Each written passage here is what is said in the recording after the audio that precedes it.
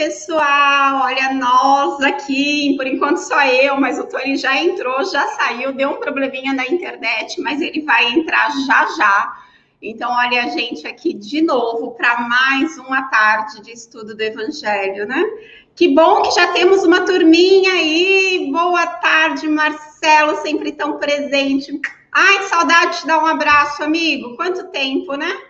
Jéssica, boa tarde, Jéssica. Mari também, minha linda, boa tarde. Gente, vamos esperar que o Tony tá voltando, mas enquanto ele não chega, vamos lembrando dos recadinhos todos que a gente costuma dar, só situando, só realmente informando a todo mundo o que é este trabalho da evangelioterapia, que é realmente a intenção que a gente tem. Deixa eu colocar o Tony aqui, já chegou. Pronto. Boa tarde, Tony. Olá. Vamos seguir. Dá o seu boa tarde aí, que eu já dei o meu. Boa tarde para todo mundo.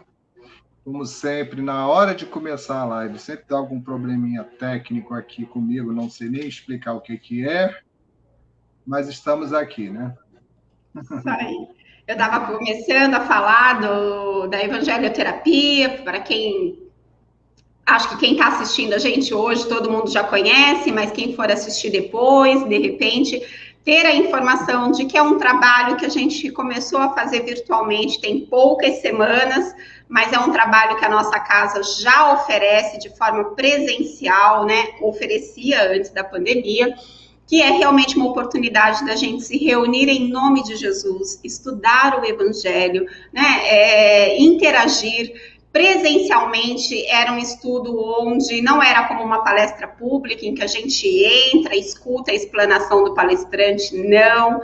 Era um estudo em que as pessoas podiam participar, na verdade eram estimuladas a participar, a levantar a mãozinha e perguntar, e comentar, e completar. E era isso que enriquecia o evangelioterapia. Era isso que fazia o estudo do evangelho se tornar uma evangelioterapia.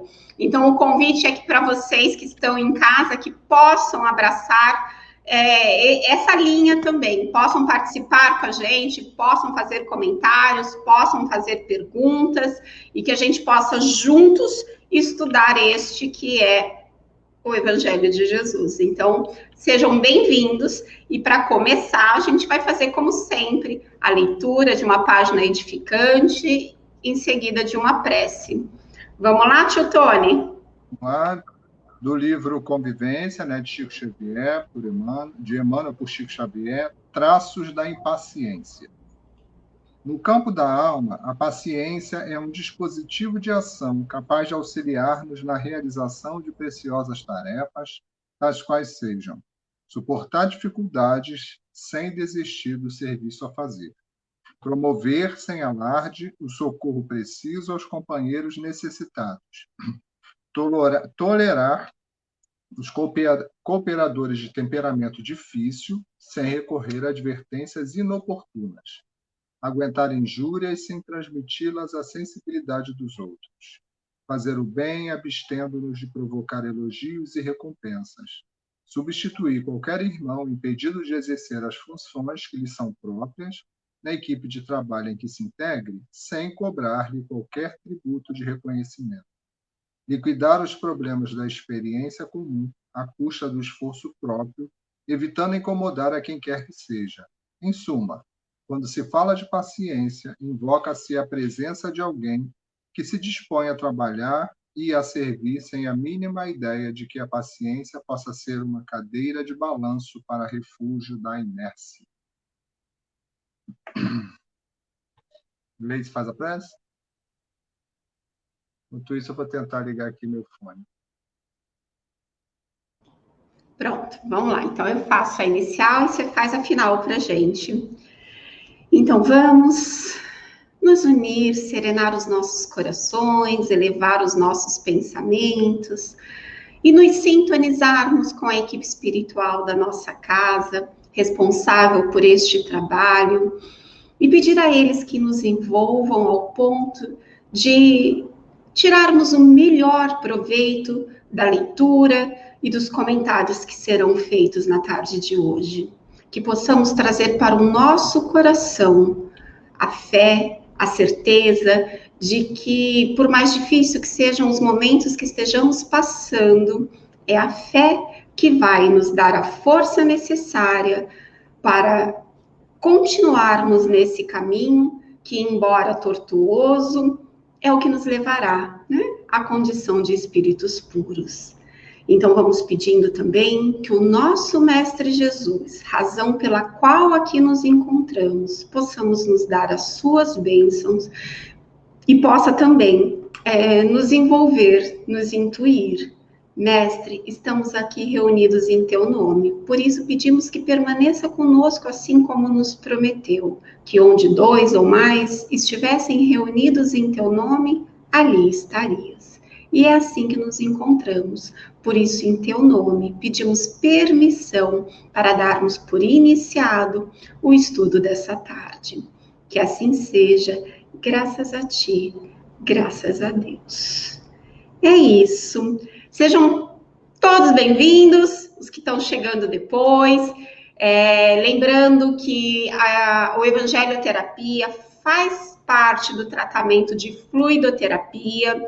Então, quem estiver nos acompanhando e estiver indicado para o tratamento da fluido, que a gente possa ir se harmonizando, tirando melhor proveito desse estudo, que vai se encerrar às 17 horas, mas a fluidoterapia só começa às 17h30. Então, o que nós pedimos? Que assim que encerrar, que essas pessoas possam ir fazer um lanchinho, comer alguma coisa rapidinha, ir ao banheiro, mas voltar para um local calmo, tranquilo, sereno e permanecer assim, quietinho, em harmonia, para que o tratamento da fluido seja devidamente realizado das 17h30 até as 18 horas, tá? E assim, mais um recadinho que eu vou dar no final novamente, que é: quem estiver indicado para fluido, lembre-se, são 3 semanas de tratamento, mas a gente pede que após a última semana, né, a última fluido realizada, que a pessoa retorne ao atendimento fraterno, para que possa dar um posicionamento de como foi. Vou deixar passando aqui, né, mais uma vez, o nosso contato da Casa Espírita Suave Caminho, para o atendimento fraterno. Então, quem ainda não salvou, salve esse contato no celular, para que ele seja um SOS, né, sempre que necessário. Então, vamos lá, tio Tony, pode começar. Vamos lá. Eu estou, Grace, sem áudio aqui, estou te ouvindo muito longe. Eu vou ler aqui, você me ouve bem? Eu ouço, vamos ver se de repente todo mundo está me ouvindo, o pessoal de casa vai um apoio para pedacinho.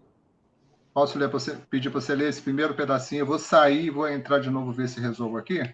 Porque pode senão eu vou passar sem te ouvir, tá bom?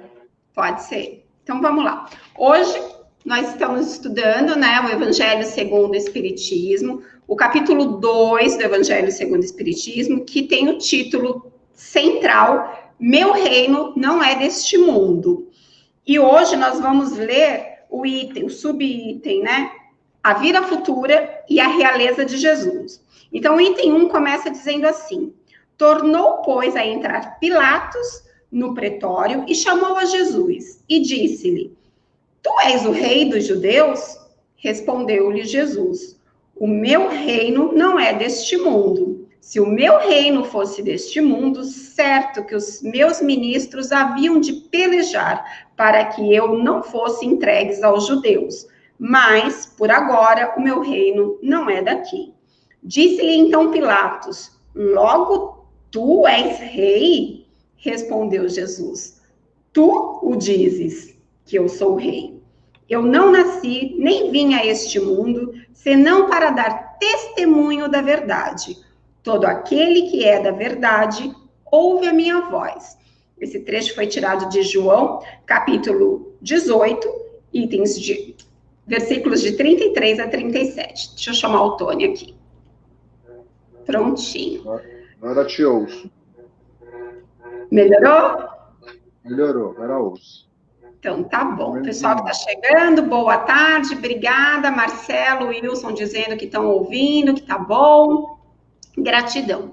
Tônia, eu li o item 1, que é basicamente, né, a retirada lá do Evangelho mesmo, do Novo Testamento, e agora a gente pode ler a vida futura a partir do item 2, a não ser que você queira já fazer algum comentário sobre esse item 1. É só lembrar, o Grace, que muitas vezes passa assim despercebido, como Jesus não era compreendido e que em algumas situações, né, Jesus que a gente vem vendo, ele se comporta de um jeito assim, não vai adiantar nada eu falar para essa pessoa determinadas coisas, porque ela não vai entender, ou ela não vai acreditar, ou ela vai usar isso de uma maneira errada.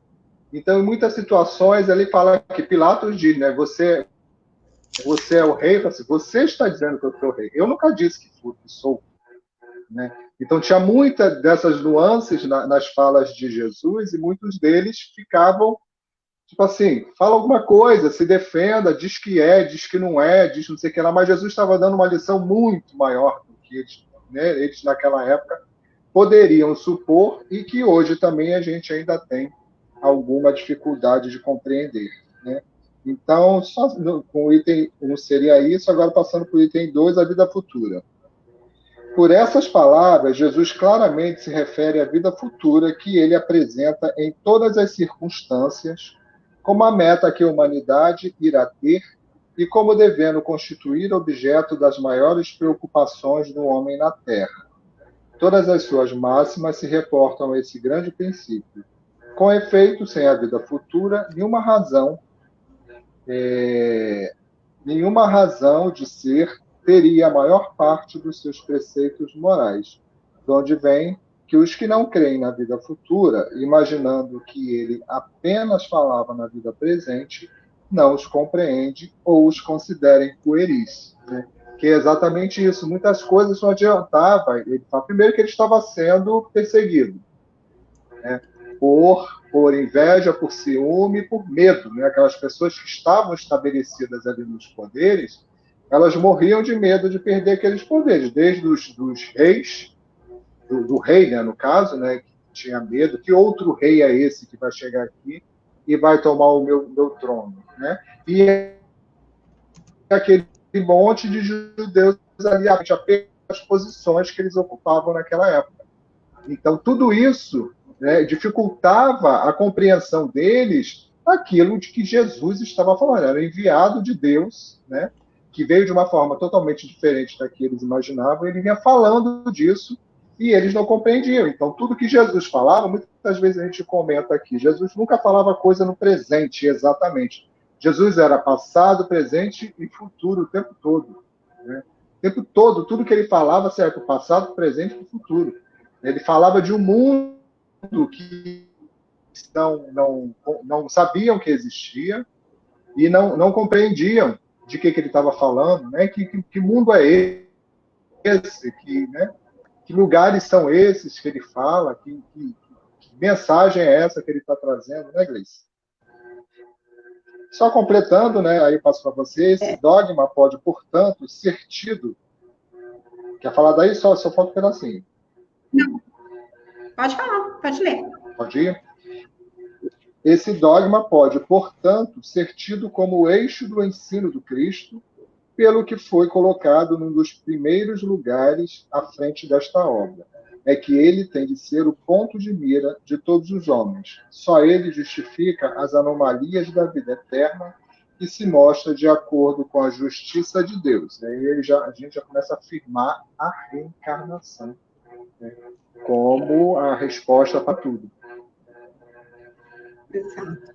Esse trecho, né, falando da vida futura, e como eles colocam aqui, né, esse dogma, o que é o dogma? É sempre a ideia central de uma doutrina, a ideia basilar, é o pilar de uma doutrina. Então, isso é um dogma, e algo que é inquestionável, não digo nem inquestionável, mas assim, é o que dá sustentação para aquela ideia. E o cristianismo, ele é todo baseado, né, no dogma da vida futura. Ou seja, se o reino se o meu reino não é deste mundo, como disse Jesus, isso significa que vai além daquilo que os nossos 5 sentidos conseguem captar. E quando a gente para afirmar que a doutrina espírita, ela veio só, né, concretizar tudo aquilo que Jesus nos disse, a gente chega a essa conclusão que não dá para acreditar na doutrina espírita se nós não acreditarmos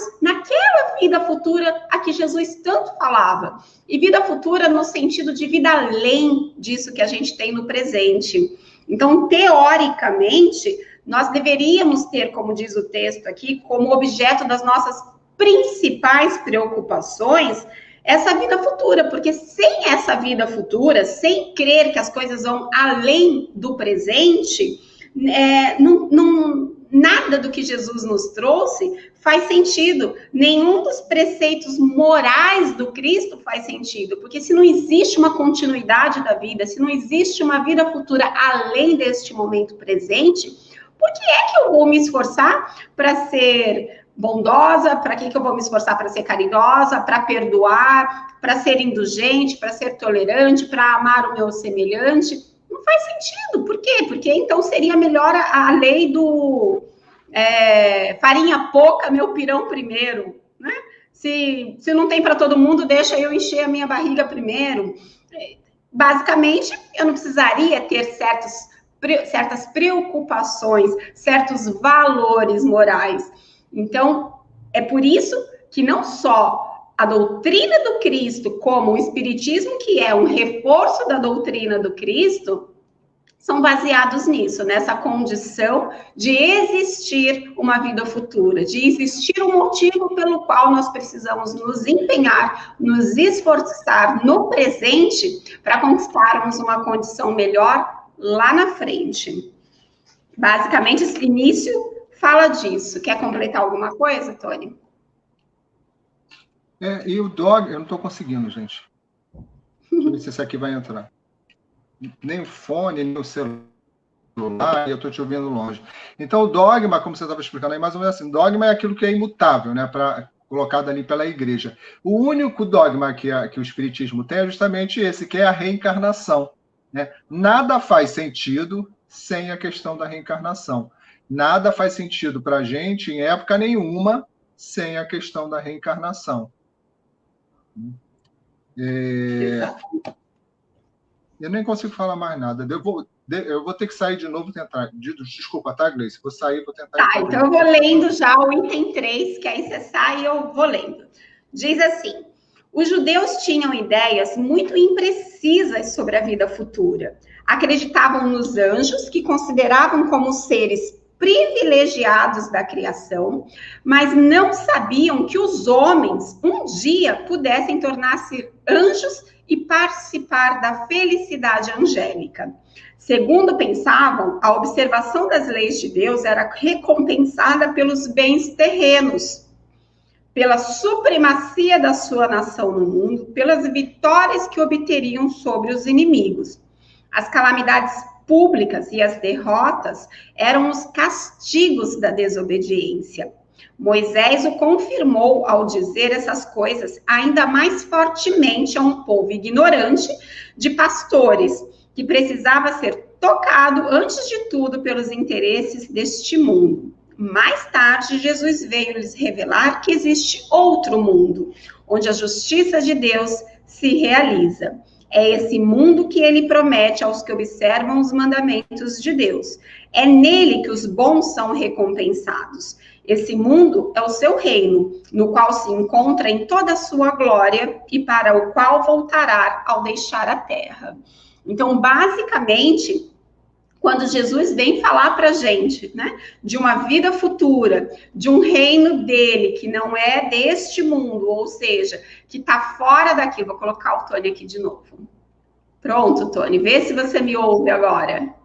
Agora eu te ouço. De um lado só, mas ouço.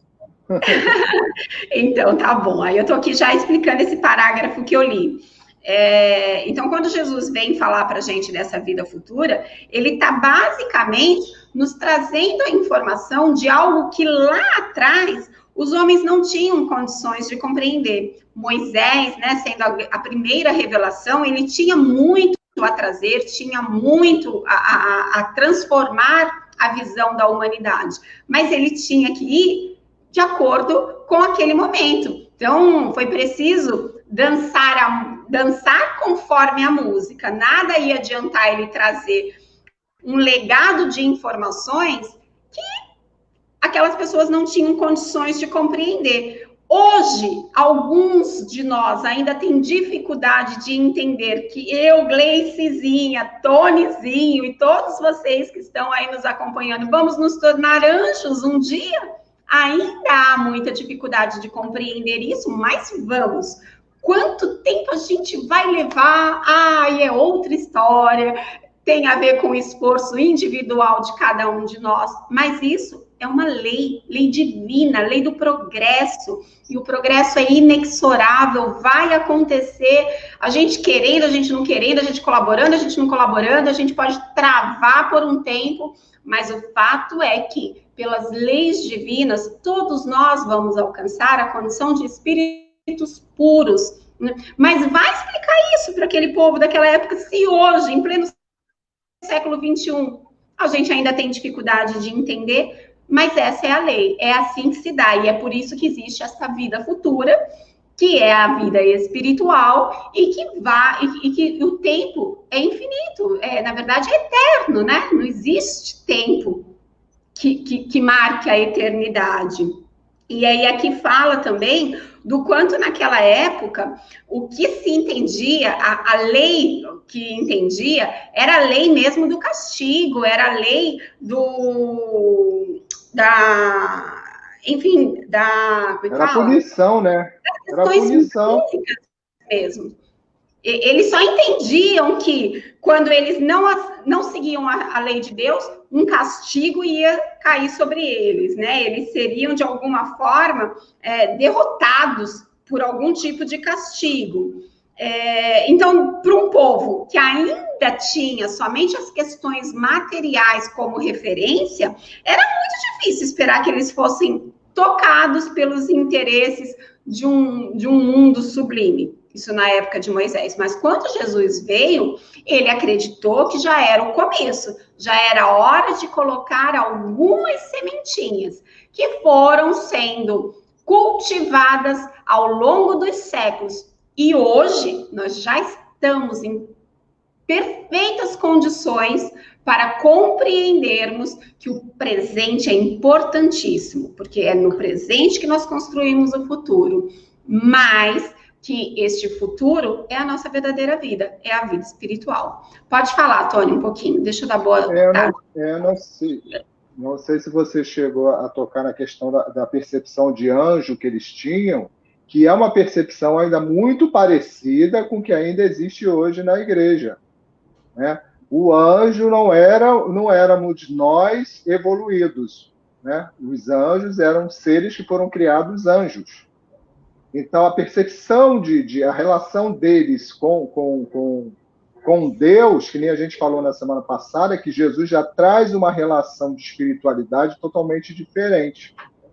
E é uma relação de espiritualidade que até hoje a gente busca, né? Como é que a gente vai fazer essa relação de espiritualidade com uma influência material tão grande em volta da gente? Então, muitas vezes a gente se confunde nisso, como é importante a gente ter essas informações. Então, assim, os anjos eram seres diferentes e eles eram um povo muito...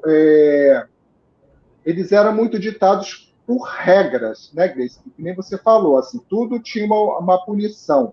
E eles tinham as suas funções muito bem estabelecidas. Aquele que cuidava de acender o incenso, estou falando na época de Jesus já, tá? Aquele que cuidava de acender o incenso, tal dia, tal hora, não sei o que lá, era tudo feito dentro de uma regra. Cada um tinha ali a sua função, e se não fizesse isso, né, você estava indo contra as leis de Deus. Só que a gente sabe que a maioria dessas leis eram leis de Moisés, estabelecidas ali por Moisés, né? Não eram leis de Deus, eram necessárias, mas eram de Moisés.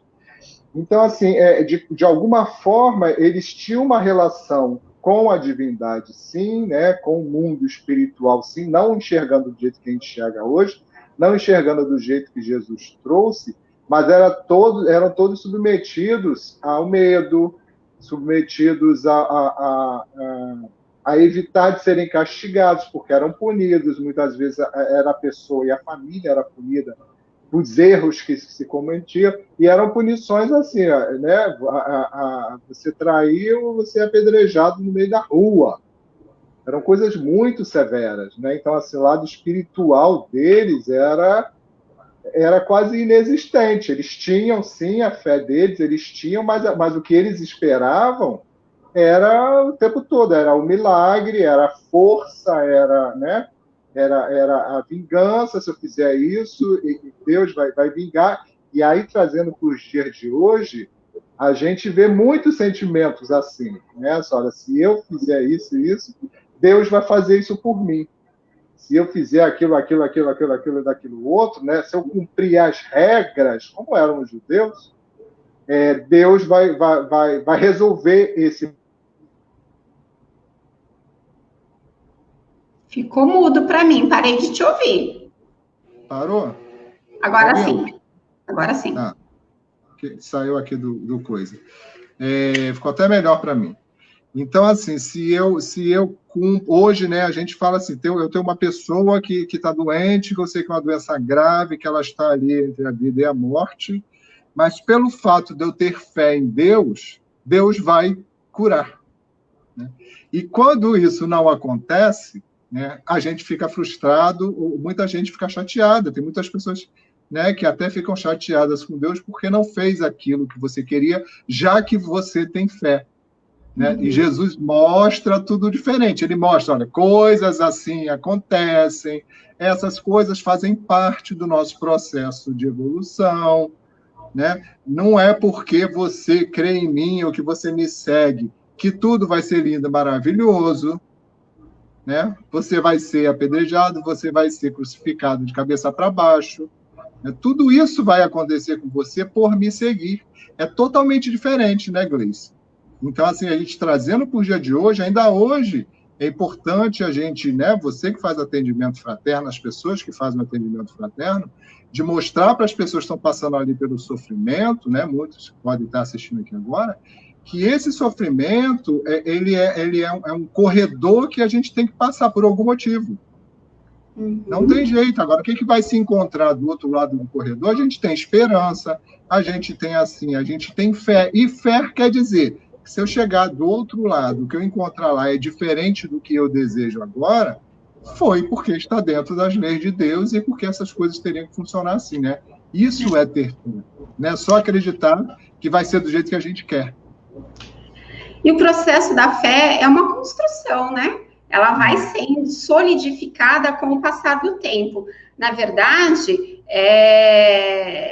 como naquela época de Moisés o povo era um povo ignorante, ele precisava tocar as pessoas com aquilo que elas tinham noção, que é aquilo que elas temiam. Tanto que você pega o Velho Testamento, tem vários trechos em que diz, e Deus se irou, e Deus se voltou contra, e Deus se vingou, e tem muito disso, porque era assim, era esse linguajar que eles entendiam. Mas quando Jesus veio e começou a plantar a sementinha de que existe uma vida futura, ele estava querendo, na verdade, plantar a sementinha da certeza de que a justiça de Deus se realiza. E nem sempre ela vai se realizar aqui, nesse castigo físico, nesse castigo de perdas, de miséria, né? Essa justiça de Deus, ela vai se fazer de forma futura. E aí o Marcelo coloca uma coisa aqui pra gente interessante, que ele fala assim, os judeus tinham conhecimento de um Deus único, mas a reencarnação não era materializada, né? Estes exilados, no caso a raça, né? Não tinham noção da reencarnação. Por isso Jesus falava da ressurreição e teve que exemplificar. Na verdade, como você já tinha falado, o dogma da doutrina espírita vem todo baseado na crença da reencarnação. Por quê? Porque a reencarnação é a representação da justiça de Deus. Então, tudo no seu tempo. No começo, eles precisavam acreditar num Deus único.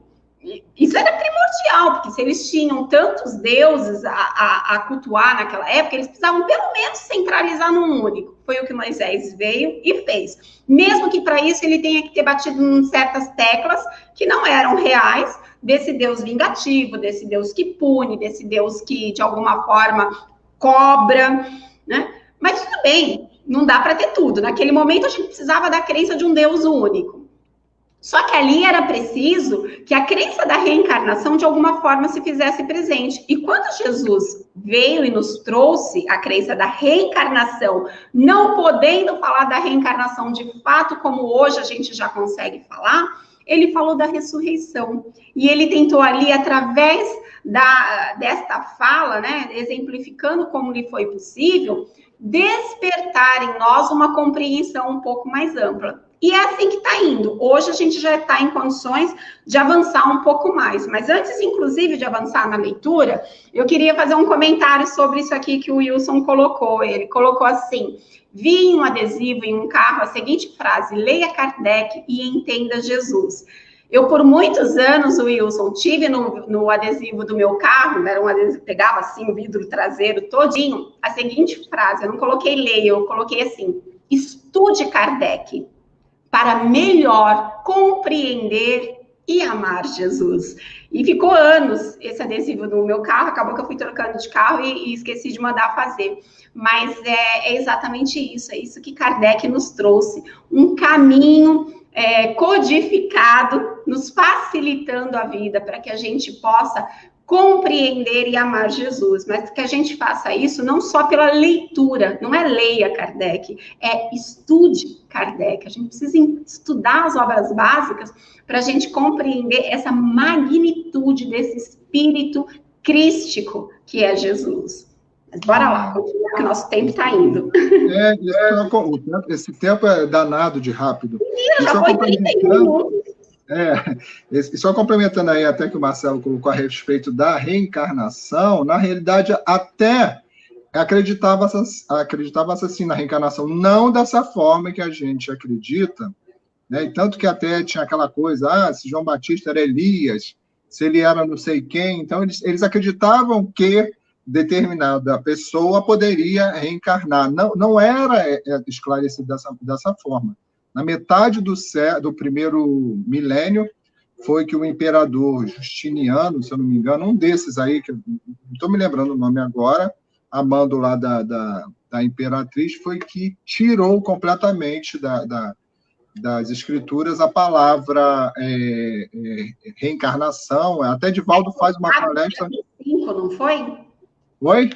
Acho que foi lá pelo século IV ou século V. Isso, 500 e poucos anos ali. Então, assim, te encerrou aquilo ali definitivamente das escrituras e acabou virando uma palavra proibida, só permitida dentro da doutrina espírita. Só para acrescentar isso aí.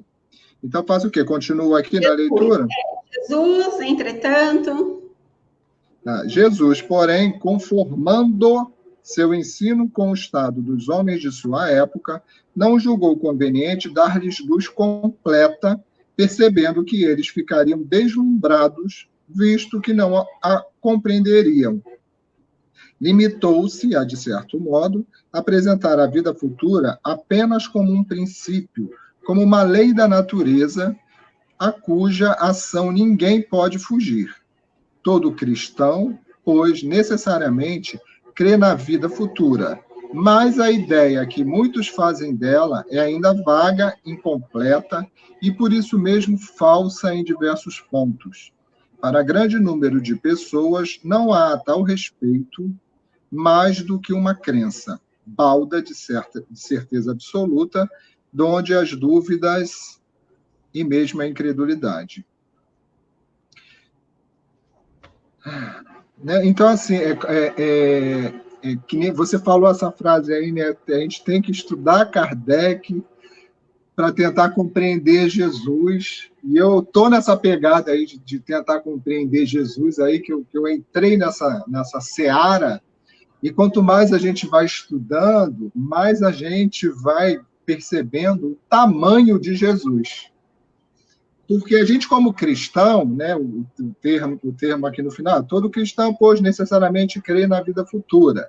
Mas a ideia que muitos fazem dela é vaga. Então, assim, nós somos cristãos, a gente acredita em Jesus, e bababá, e aí a gente vive num mundo que épocas todo mundo está disposto a falar e a ser cristão, e épocas é meio que proibido falar de Jesus, aí começa a surgir um monte de besteira, de coisas erradas. Então, até nós, muitos cristãos, por não estudar, né, por não buscar o conhecimento, né, justamente esse estudo que a gente fala sempre, que a gente reforça, acaba tendo uma imagem muito superficial de quem é Jesus, né? É muito superficial. A visão da maioria das pessoas é que Jesus é aquele cara legal que está lá no céu, e se eu precisar de alguma coisa em algum momento, eu vou falar com ele, mas ele não está no dia a dia de muitas pessoas. Mas muitas é a maioria, a grande maioria. Tá? Não está. E a gente vive num mundo, num momento, que muitas vezes você falar de Jesus, você é meio louco, você é como é que falam lá nos Estados Unidos, que eles gostam de usar uma palavra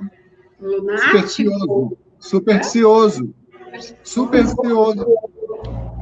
Né? Então, assim, é como se você ser cristão te tornasse uma pessoa meio no mundinho ali, do pessoal meio doidinho. Né? E olha quantos anos Jesus se apresentou, há quantos anos ele provou a sua existência, né? De tantas formas Jesus já se tornou claro para a gente, dentro da doutrina espírita, então, que eu acredito nisso, sim. Uma vez eu falei para a Gleice numa aula, você acha que a doutrina espírita é a religião mais cristã que existe, que talvez por isso, porque a gente vai a fundo no valor de Jesus, a gente vai a fundo na mensagem de Jesus. Então, se você é espírita e você não consegue compreender a dimensão de Jesus, você não está prestando atenção no que você está lendo, né? Você não está prestando atenção na palestra, você não está prestando atenção na aula, porque o tempo todo a gente... Desde que a gente começou aqui, Evangelho Terapia, Jesus, Jesus, Jesus, Jesus, de várias formas, de vários lados, de várias, né, maneiras, abrindo para que se coloque ali as suas dúvidas, abrindo para que a gente coloque as nossas incertezas, as nossas seguranças, mas ele ali, caminhando na frente, trazendo a mensagem, trazendo a certeza e colocando a reencarnação para a gente. Gente, você me trouxe uma memória agora. Foi um flashback aqui na minha mente. Nossa, chega, deu até algo gostoso. Eu cheguei na doutrina, efetivamente, assim, pisando pela primeira vez numa casa espírita, numa mocidade, quando eu tinha recém feito 18 anos.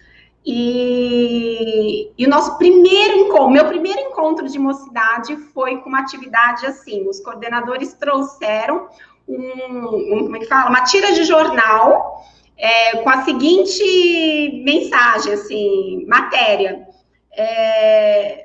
O ranking das 10 principais religiões não cristãs. Qual era que estava em primeiro lugar? Espiritismo. Não cristã. Não cristãs. Isso é um recorte de jornal. E aí os coordenadores distribuíram, né, e pediram para a gente se dividir em grupos para discutir aquele conteúdo daquele ranking. Nossa, olha, deu a hora de acabar a mocidade, ninguém queria ir embora, porque aquilo assim, mexeu com o nosso brilho. Como assim? De onde saiu essa informação? Como as pessoas são ignorantes, no sentido de ignorarem mesmo o conteúdo daquilo que elas criticam. E aí, quando você pega aquele livro pequenininho chamado O que é o Espiritismo, essa é uma defesa árdua de Kardec, quando ele diz ali, você tem todo o direito de ser contra, você tem todo o direito de discordar de uma outra doutrina, mas você tem obrigação de estudar aquilo que você critica, porque você tem que defender, você tem que criticar com conhecimento de causa, então não venha me falar besteira, né? E aí você foi falando disso, né, do quanto a gente está aqui o tempo todo falando de Jesus. Sim, a doutrina espírita, ela é essencialmente cristã, Mas bora, que a gente está atrasado no tempo. Ai, meu pai do céu. A gente vai até o item 4, né?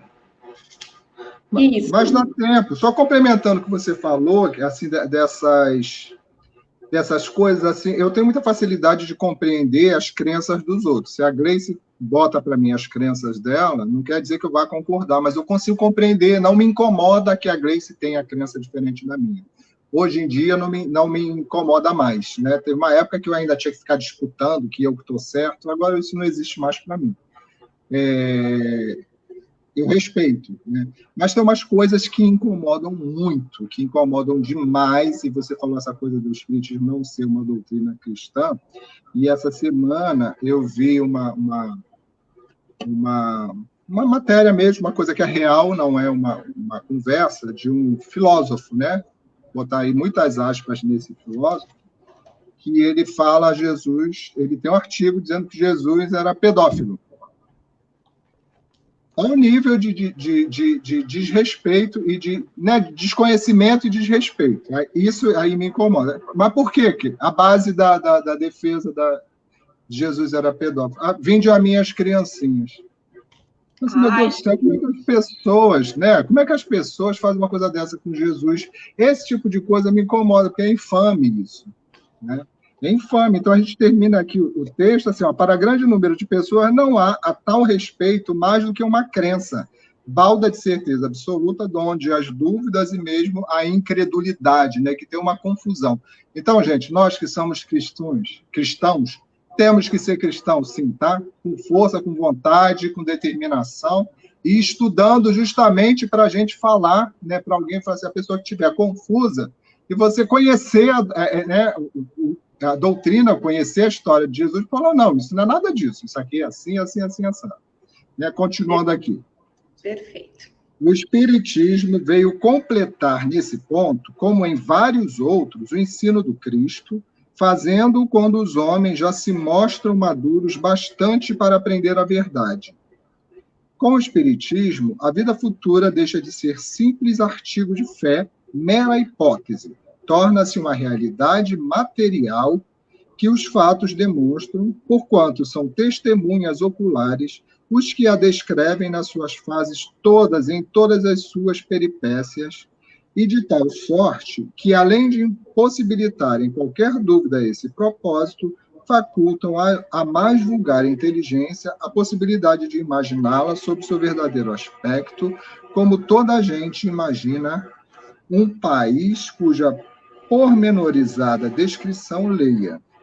Ora, a descrição da vida futura é tão circunstancialmente feita, são tão racionais as condições ditosas ou infortunadas da existência dos que lá se encontram, quais eles próprios pintam, que cada um, aqui a seu malgrado, reconhece e declara a si mesmo que não pode ser de outra forma, porquanto, assim sendo, patente fica a verdadeira justiça de Deus. Né? Sem a gente conhecer, acreditar e conhecer e ver em Jesus a ideia da reencarnação, a justiça de Deus fica sem sentido, muitas vezes, realmente. Né? E como é difícil, né? Principalmente hoje, ou quer dizer, hoje não, principalmente em momentos de turbulências na nossa vida, seja em que campo for, é muito difícil a gente conseguir enxergar justiça naquilo. Até mais para frente, quando a gente chegar lá no capítulo 5, que é um capítulo que fala especialmente das aflições da vida, os espíritos vão reforçar esse conceito para a gente. É muito difícil a gente compreender a justiça de Deus quando as coisas estão aqui no meio do furacão. Mas é somente assim que a gente vai compreender a justiça de Deus. Quando a gente compreender que a vida é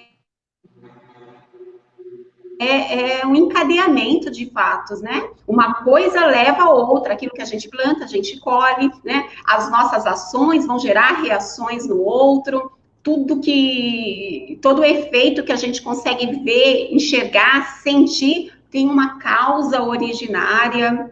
Então, num contexto geral, é essa crença na reencarnação que faz toda a diferença para a nossa compreensão das coisas, das dificuldades pelas quais a gente passa. Tony, você está com uma cara estranha, está falhando para você? Falhou você ali, mas já voltou. Eu, para mim, apareço bem, né? Mas eu acho que a minha internet hoje está de implicância comigo, o fone não está funcionando. Você é a sua. Aí, Marcelo só completa aqui o que eu falei, dizendo, né, perfeito, ação e reação e responsabilidade. A gente, de fato, precisa aprender a se responsabilizar, porque tudo aquilo que a gente estiver fazendo do nosso presente vai afetar a nossa vida futura. Portanto, cabe a nós o quanto antes nos esforçarmos. O problema, gente, é que a gente anda tão preguiçoso, a gente anda tão devagar no nosso passo a passo, tão acomodado, que o que acontece é exatamente isso. A gente não quer se esforçar para aproveitar o momento presente. A gente meio que quer terceirizar, a gente quer que o outro construa um mundo melhor para a gente viver, a gente quer pôr a responsabilidade só no vizinho, de varrer a rua, a gente quer só que o chefe seja o total administrador supremo dos nossos problemas profissionais, quer que o marido ou que a esposa dê conta da nossa felicidade. Opa, a gente precisa de uma sacudida, vamos nos responsabilizar. Mas eu vou ler aqui. Você quer comentar alguma coisa?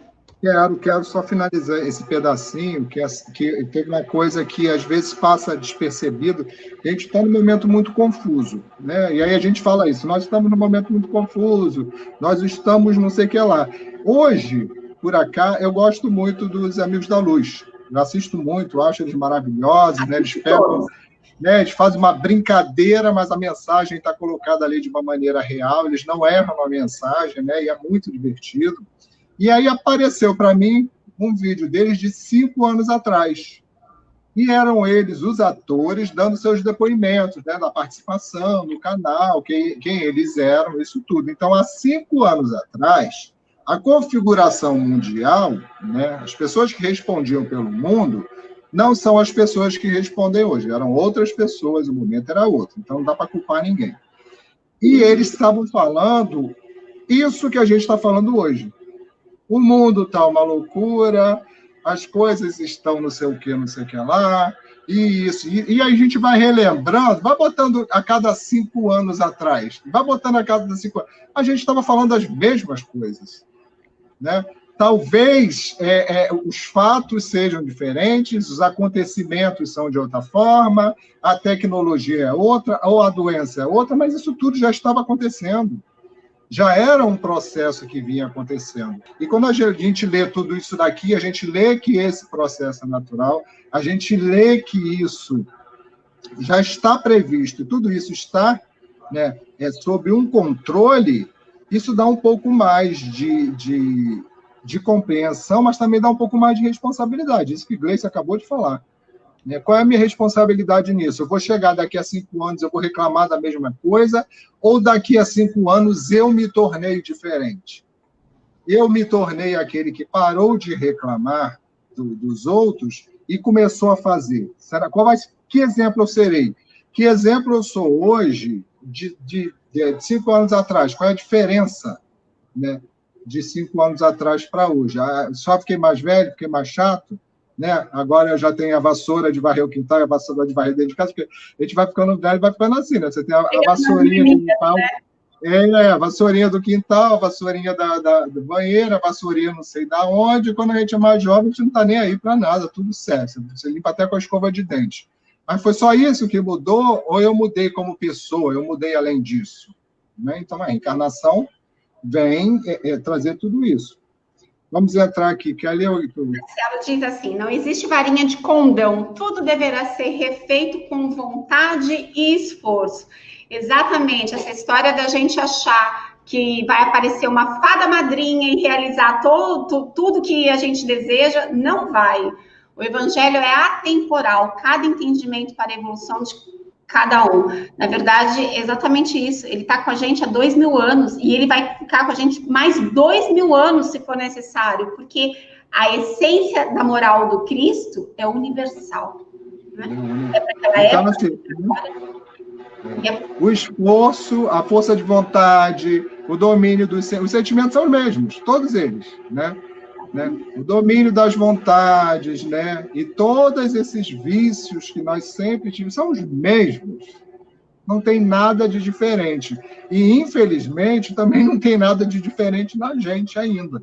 Eu sou defensora da gente comemorar cada passinho que a gente tem dado. E a gente tem dado. Você olha, 5 anos atrás já tem diferença, o que dirá das encarnações anteriores? Para com isso. Nós somos espíritas que acreditamos na evolução e nós já evoluímos. Vamos valorizar, sem perder o foco de que ainda tem muito. Vou ler, deixa eu ler esse trecho aqui. A realeza de Jesus. Eu adoro esse trecho, gente. Diz assim: o reino de Jesus não é deste mundo. Isso todos compreendem. Mas sobre a terra, ele não terá também uma realeza?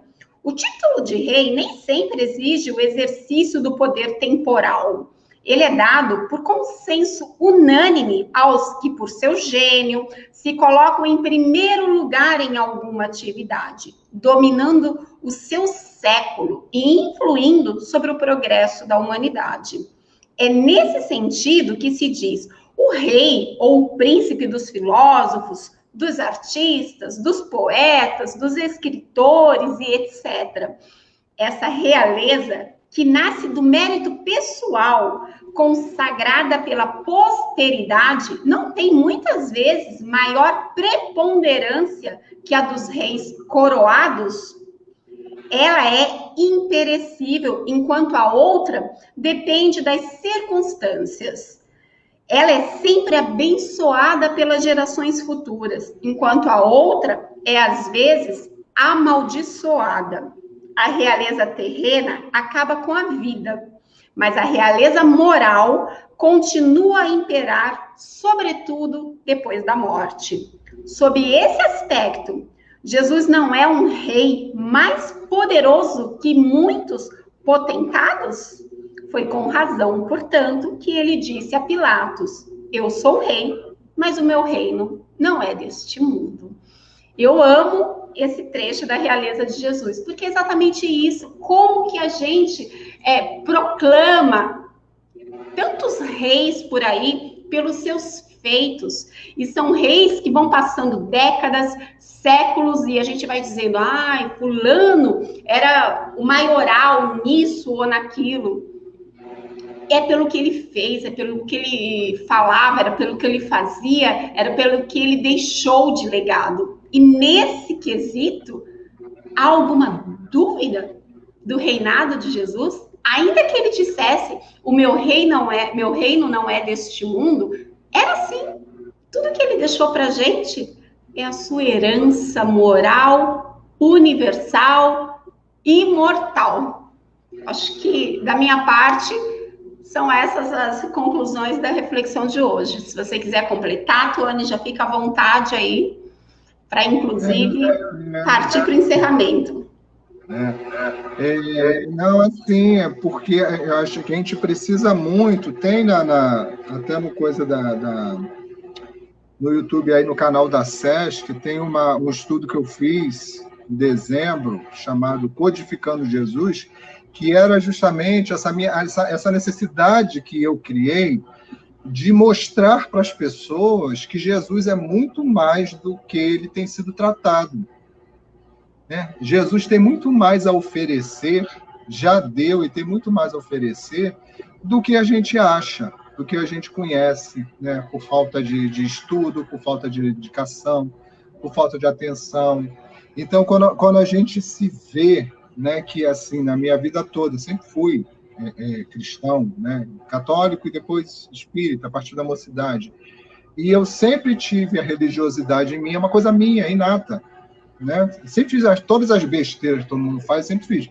Mas eu sabia que eu estava fazendo besteira. Né? Então, assim, eu não fazia achando que estava certo. Eu sabia, porque eu tinha essa consciência, eu tinha esse estudo, né? Era o livre-arbítrio ali atuando. E eu me entristeço hoje, me incomoda, vou dizer melhor essa palavra assim, de não se falar de Jesus na maioria das conversas que se tem. Né? Às vezes você passa um final de semana inteiro com algumas pessoas E a gente fala de vários assuntos, né, totalmente diferentes, mas raramente, se eu não puxar, não vai ser falado de Jesus. Uns 10 minutos ou uma meia hora, como é que você está se sentindo, como é que está a tua fé, né, como é que está acontecendo isso e aquilo. E isso me dá uma certa preocupação. Então, assim, eu hoje, como cristão, eu levo. Não que eu vou ser o chato, crentão ali, que nem a gente falava na mocidade. Aquele crentão era aquele que era o biatão, né? Mas, assim, eu sinto a responsabilidade de algum momento. A gente brinca, fala de tudo, fala disso, fala de política, fala de sexo, fala disso, fala de briga, fala de não sei o que lá, fala da vida dos outros, mas vamos falar de Jesus também, né? Um pouquinho ali, né? Que é aquele momento justamente que dá aquela calmaria nos corações, a gente vai repensando as coisas, vai ficando melhor. Eu acho importante a gente começar a fazer isso. Então, é o que eu queria colocar aí nesse sentido, né?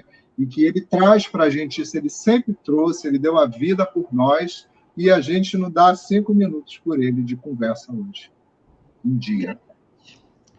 É isso.